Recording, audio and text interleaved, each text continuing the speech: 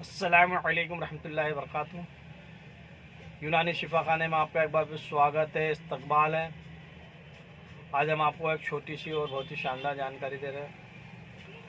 आज हम आपको जानकारी दे देंगे उन लोगों के लिए जो पेट से परेशान हैं, यानी कि गैस, एसिडिटी, सीने में जलन, ज़्यादा खाने पर खट्टी डकारें, या खाना नहीं खवा रहा है, या खाना हजम नहीं हो रहा है, या खाना खाते से ही आपको लेटरिन की हाजत हो जाती है, आपको किसी भी प्रकार की हाजत हो जाती है। तो उन लोगों के लिए बहुत ही शानदार और बहुत ही बढ़िया नुस्खा बता रहे हैं। जिन लोगों को पेट में अल्सर है, या पेट में गर्मी बढ़ी हुई है, या भोजन पच नहीं पा रहा है, बदहजमी की शिकायत रहती है, खट्टी डकारें आती हैं, या सीने में जलन रहती है, पेट फूगा फूगा रहता है, तो उन सभी के लोगों के लिए बहुत ही शानदार और बहुत ही बढ़िया एक छोटा सा नुस्खा बता रहे हैं, जो कि हर किसी के यहाँ आसानी से मिल भी जाता है।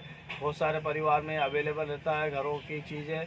तो हम घरेलू नुस्खा बता रहे हैं, इसका आपको कोई साइड इफ़ेक्ट नहीं, कोई नुकसान नहीं। तो वीडियो को ज़्यादा लंबी ना करते हुए हम नुस्खे की ओर बढ़े। तो देखिए, आपको करना क्या है। आपको सबसे पहले तो मिश्री लेना है, उसके बाद सौंफ लेना है, और उसके बाद धनिया लेना है।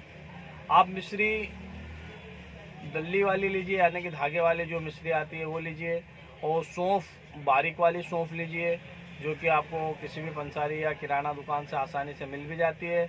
इसके अलावा जो धनिया है, धनिया आपको घर का पिसा हुआ धनिया लेना है, मार्केट का पिसा हुआ धनिया काम नहीं कर पाता इतना। तो आप ये तीनों चीज़ों को ले लीजिए और इन्हें बराबर मात्रा में मिलाकर इनका बराबर चूर्ण बना लीजिए।